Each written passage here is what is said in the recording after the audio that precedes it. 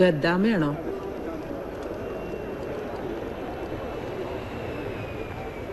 ഗദ്ദാമ വയസ്സ് തന്നെ എൻ്റെ. മുമ്പ് 5-6 കൊല്ലം ഉണ്ടായിരുന്നു ഇവിടെ. പണിയെടുത്ത് എല്ലും നടു ഇടിഞ്ഞപ്പോൾ ഒക്കെ മതിയാക്കി പോയതാ. എന്നിട്ടെന്താ, നാട്ടിലെ ദുരിതവും കഷ്ടപ്പാടും തീരണ്ടേ? പിന്നെയും പോന്നു. കേൾക്കണവർക്കൊക്കെ എന്താ രസം. ഗൾഫുകാരത്തിയല്ലേ? എന്താ നിങ്ങളെ പേര്? അശ്വതി. അറബീൻ്റെ വീട്ടിൽ ചെന്നാ ഓല് പേര് മാറ്റും. ഓലിക്ക് തോന്നിയത് വിളിക്കും. ഇല്ലെങ്കിൽ ഗദ്ദാമാന്ന്. എവിടെയാ നാട്ടില്? പട്ടാമ്പി എടുത്താ. ഞാൻ കൊണ്ടോട്ടിയില് മൈമനത്ത്. എപ്പ എത്തി നിങ്ങള്? രാവിലെ. വരൂന്ന് സ്പോൺസർക്ക് അറിയൂലേ? പ്ലെയിൻ കയറുന്നതിന് മുമ്പ് വിസ അയച്ചെന്ന് ഉസ്മാൻ ഫോൺ ചെയ്തിരുന്നു. അയാള് സ്പോൺസറും എയർപോർട്ടിൽ വരുന്നാ പറഞ്ഞത്. വരും. സ്പോൺസർക്ക് തോന്നണ നേരത്തെ വരും. ചിലപ്പോ 1-2 ദിവസം അങ്ങനെ കുത്തിരിക്കേണ്ടിയും വരും. ഇവിടെ അങ്ങനെയൊക്കെയാണ്. നിന്റെ സ്പോൺസർ എപ്പോഴാ വരികയെന്ന് റബ്ബിനറിയാം. വരി, അവിടെ ഇരിക്കാം നമുക്ക്.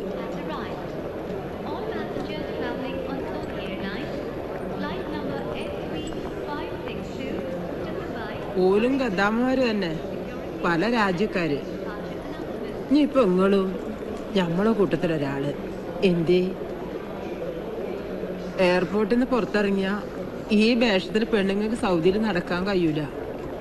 മുസ്ലിമീങ്ങളായാലും തല മൂടണം. അത് ഇവിടുത്തെ നിയമാ. ഇതിട്ട തലയില് ആ പൊട്ടും മായച്ചാളി.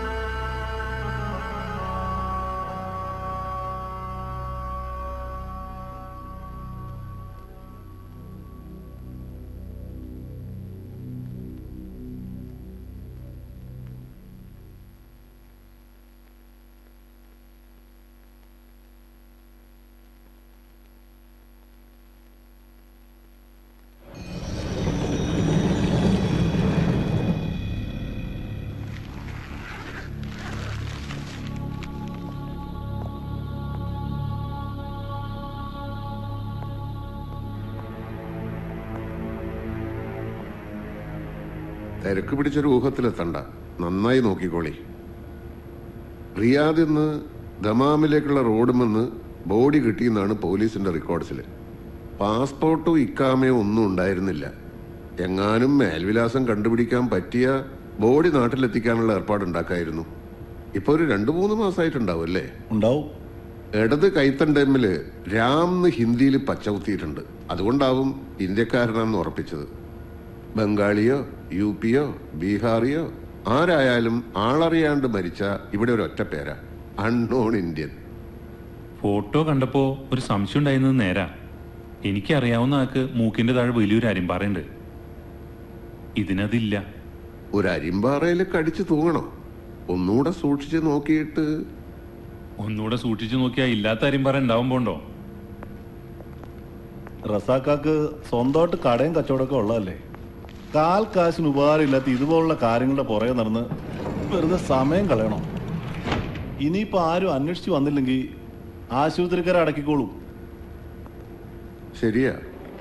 പക്ഷെ ഏതൊക്കെയോ നാട്ടില് ഇവരുടെ ഒരു വിളിയും അയക്കുന്ന പൈസയും കാത്തിരിക്കുന്ന കുടുംബക്കാരുണ്ടാവും. 3-4 തവണ അത് മുടങ്ങുമ്പോൾ കുടുംബത്തെ മറന്ന് ഗൾഫിൽ സുഖിച്ച് ജീവിക്കുകയെന്ന് അവരിവരെ കുറ്റപ്പെടുത്താൻ തുടങ്ങും. ആ ശാപത്തിൽ നിന്ന് മരിച്ചവരുടെ ആത്മാക്കളെങ്കിലും രക്ഷപ്പെട്ടോട്ടെ രമേശ.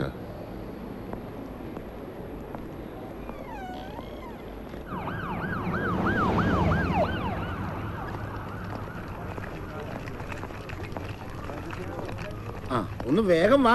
റസാക്കാട് പുറകെ എന്റെ ജോലി കളയാൻ പറ്റിയല്ല. കമ്പനിയിൽ നിന്ന് 2 പ്രാവശ്യം കോള് വന്നു. അടുത്ത ലോഡ് ഡെലിവറി ചെയ്യാറായി. എന്തായി? ആരുടെ ബോഡിയെന്ന് അറിഞ്ഞോ? ഒരു അരിമ്പാറയുടെ കുറവ്. ഫോട്ടോ കണ്ട് അറിയാമെന്ന് പറഞ്ഞു വന്ന ആള് ആ അരിമ്പാറയുടെ മുകളിൽ നിന്ന് പിടിവിടുന്നില്ല. റസാക്കെ ഒന്ന് നിന്ന്. അകത്ത് വെച്ച് അറിയില്ല എന്ന് പറഞ്ഞെങ്കിലും നിങ്ങളുടെ മുഖത്തൊരു സംശയം ഞാൻ കണ്ടു. അപ്പൊ ആളത് തന്നെയാണല്ലോ അല്ലേ? ചത്തോന ആരായാലും എനിക്കെന്താ? ദമാമിന്ന് റിയാദ് വരെയുള്ള ടാക്സിക്കൂലി അയാൾ തരുമോ? ഉറുപ്പിയ 150. അത് റസാക്ക് തരണം. 150 റിയാലോ? ടാക്സി എന്റെ സ്വന്തം അല്ലല്ലോ റസാക്കെ.